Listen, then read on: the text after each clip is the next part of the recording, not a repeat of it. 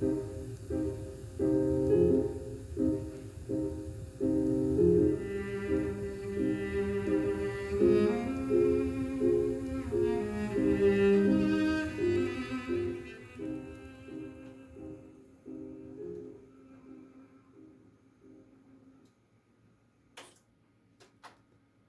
everyone, and welcome back to my channel.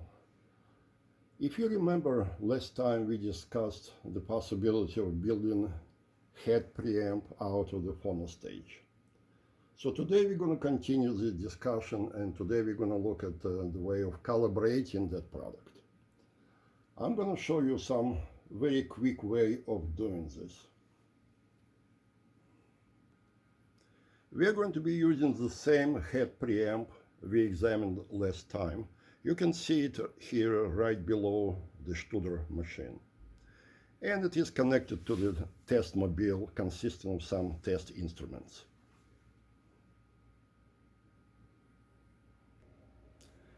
We're going to start by examining some tools that you will need in order to perform this calibration. And of course, we're going to start with the tape, the test tapes that you're going to need. They come from different sources, and this one is probably the most popular source, especially among the professionals. Very, very good tapes, and they work well. A little bit expensive. This one is very different. It can be bought on eBay. And the price of this tape is about 1/2 of MRL tape. At the same time, in my experience, it is a very, very good tape. So I encourage you to investigate this particular source. The format of two tapes are very, very different. Magnetic reference laboratory tapes are much more traditional in their approach. They work very well, but they require more effort. This one has a very effective shortcut, and that's something I'm going to show you today. In addition, you're probably going to need some test tools. And I have many different test tools, but I have some favorite inexpensive and convenient ones as well. For example, this is a very nice generator. You can buy it on eBay. They used to sell for $39. It's much more today, but still it's a very, very good tool to have. It allows you to very quickly check your tape machines. And of course, to properly calibrate your tape machine, you will need some AC millivoltmeter. And HP 3400 is really my favorite machine in that regard. You can also buy those on eBay and other forums. Make sure you buy good working device, because there are some units in very, very bad condition. As you can see, this one here, it is very clean, and it's fully functional. If you want to get a little bit fancier, you can buy this analyzer. Very, very good tool. It performs many different useful functions, including distortion measurements and so on. Also available on eBay.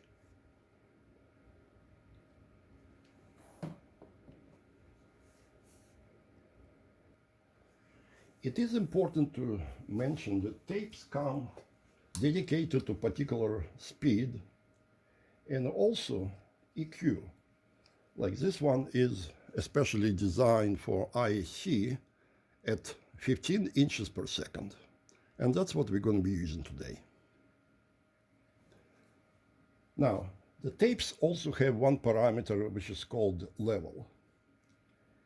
And this one has very standard level of 320 nanowebers per meter. That's a very standard number. And it's a very important number. How hot you set your machine will determine the sound quality you're going to be getting. I know you can hear stories like this tape is plus 6 dB and this one is plus 9 dB, and therefore there is a temptation of buying the plus 9 tape and record it to the hilt. I don't like that practice. Usually you end up with compressed sound. You don't want to push yourself and bang your head against the limit. So my recommendation is to stay with 320 nanoweber level and use it conservatively. In order to better understand what we're going to be doing today, let's look at the plot. This is a typical playback preamplifier plot. It starts very simply by having one pole at about 50 Hertz, and then it keeps going down. And if you didn't have any additional networks, it would just keep going down forever. However, we have this special resistor sitting down there that intercepts the curve down low. And where exactly it intercepts this slope determines your high frequency response. Depending upon the value of that resistor, you can have different curves. And as you can see, the curve number 1, R1, will give you the lowest level of high frequency, and the R3 will give you the highest. Which one is correct, you determine by running your test tape. That's the beauty of this. So you have this trim pot adjustment, and you move it up and down until you find the one that it is correct for your speed and your tape machine. For now, let's not worry about this region. In most cases, it is enough to just put the properly designed pole there and not to tweak it. Very few machines have actually low frequency adjustment. Yes, you can build it in if you are not afraid of more complications. But at least at this point, let's concentrate with what really matters, which is here. The low frequency response, again, if set properly in the design, usually comes out just about perfect. Here is the structure of the test tape we're going to be using today. Let's take a look. The first run for about 30 seconds consists of 0 level, this is the reference level, of 400 Hertz. It allows you to set levels correctly between the channels, so both channels produce the same output. Then you have 60 seconds of 16 kilocycles, or 16,000 Hertz. What is it for? Mainly it is there for azimuth adjustment. We're not going to be doing azimuth adjustment today because it is already properly adjusted on that machine, but some words about it. Yes, you can adjust it using just single 16 kilohertz tone, but there is a particular danger. You can very easily set your response to false peaks, and I will explain you a little bit later. But the essence is, when you start adjusting azimuth by looking at the phase of two signals, you can very easily lock onto the incorrect peak, and that will, of course, throw you off. So in my view, better way of calibrating azimuth is by using several tones, and that's what the MRL tape does. So you start at low frequency and you set the phase correctly, and then you move to higher and higher frequency until you arrive to 16 or 20 kilohertz. Doing it this way pretty much avoids the possibility of locking on false peak. And then you see my favorite area. And that's what we're going to be using today for frequency response calibration. You notice that there's a whole group of peaks coming after that. Different frequencies. They all start at high frequencies and go down all the way to 20 Hertz. And they can be very useful, but not for simple calibration. They're very good when you really examine your resulting curve and you look at some peaks and valleys and try to optimize your response. But today we're going to be doing just a 2-point calibration using this particular area. And you will see how easy it is. And it actually gives you a very, very good result. So this is in the nutshell what we're going to be doing today. But before we start, here is a word by our sponsor. And he's very serious about that. Do not try to do any calibration until you clean and degauss your heads. And the reason is very simple. While degaussing is not so critical for this type of calibration, cleaning is super important. Even the smallest speck of dirt on your playback head will substantially alter your high frequency response. So please do yourself a favor, clean your heads before you try to run calibration. Now you will also notice that I have an oscilloscope in this system. And the main reason is I love being able to see what's going on in the signal. So I strongly advise you to obtain some fairly modern digital oscilloscope. As I already mentioned, we're going to be calibrating this particular preamplifier. And on its front panel you see 4 dials. And the dials on the right correspond to the right channel, and the dials on the left to the left channel. Between the 2 dials, this one is 15 inches per second, and this one is for 30. Same here. So let us start the tape rolling and see what we're going to be getting here. Like I said, the first track is the full-scale calibration signal at 400 Hertz. There you see it.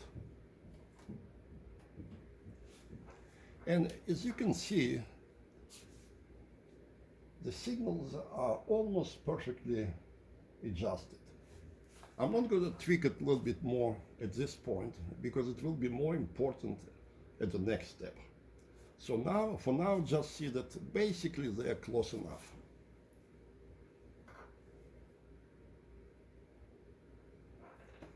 Here comes the second track. This is the 16 kilohertz. See, we switched to more sensitive scale because it is recorded at -10 dB. And you can see the needles are pretty much at 0 points. And with 16 kilohertz or any high frequency, you see more of this type of shift and jitter. That's normal. Most machines have it to some degree. So now, in terms of how you set the azimuth, it is a long subject in itself. But let's just go to the final, most critical step. And it is adjusting the phase of the 2 signals. This is just a simple representation of the signal, but let's go to the XY representation. You see, ideally here you would have slanted line, single line, going at 45-degree angle. You're never going to have pure line at 16 kilohertz. You're always going to have some of this jitter. But this result is not so bad. In fact, it's quite typical. See? Let's go back to main representation.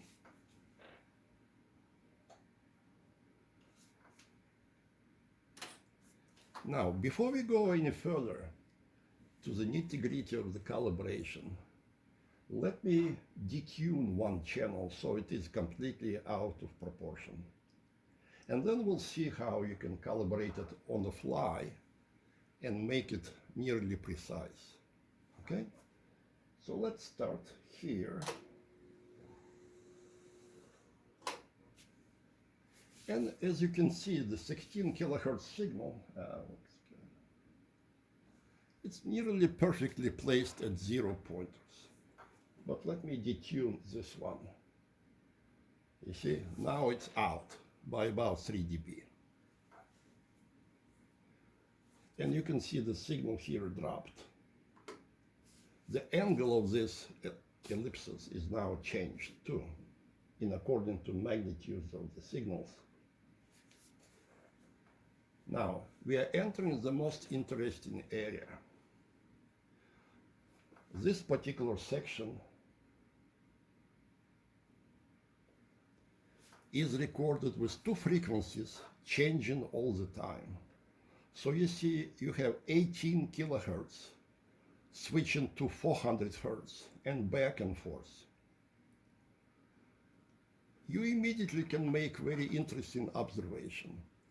On the channel, the magnitude of change is fairly small.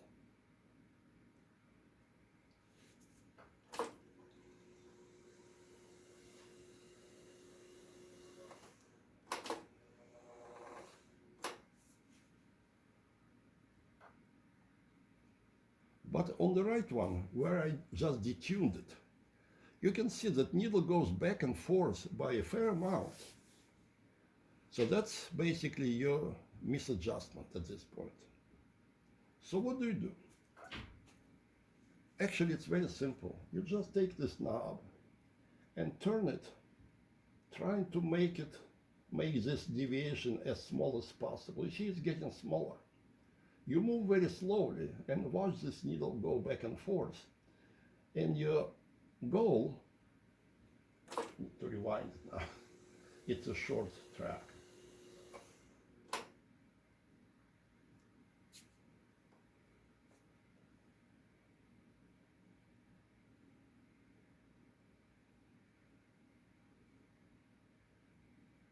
Okay, we're almost there. So I keep going until I make that jump almost imperceptible. And how small it is going to get depends on your patience. So you see, at this point, the two frequencies, the 400 hertz and 18 kilohertz, are almost perfectly aligned. How perfect is perfect, really, it's up to you. You can keep adjusting it. You can make it pretty much almost perfect, so the needle barely moves at all. And that basically completes your 2-point calibration. As you can see, it's very easy. It doesn't take all that much effort.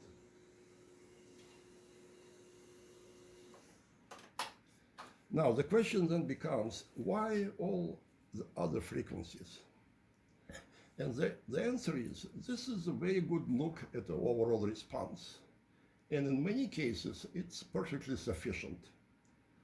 But in other cases, you would like to know more about what your unit is doing. And for this reason, you take your response point by point, going from very high frequency, in this case it would be 20 kilohertz, all the way down to 20 hertz, and recording those results. When you plot them, you will see perhaps your curve bulges in some spot, or maybe it makes a valley in other spot. For example, it's not impossible that your response at 10 kilohertz will be slightly off. So when you look at overall picture, the decision you have to make is where you would like to optimize the response. So instead of going for 2 points, you now look at majority of points and try to split their deviations around 0. I've done it that way. Yes, usually that's how I do it. And if you do it, the question will become, how do you handle the very high frequencies? One simple approach is, and that's approach I always follow, is to go to the 16 kilohertz and set it to be just slightly above 0. I usually go for like 0.3 dB above. And don't ask me why. That's just the way I feel. So then you do it again. The point is you go back and forth, you rewind the tape, and you go through those points again. And at some point you will feel that you are good enough. And that's where you stop and start listening to music. So that basically concludes our calibration portion. I specifically selected the simple approach because it gives you some idea. It also gives you working process. You don't have to use many tools. You just need few test tools, but you can obtain very, very good results.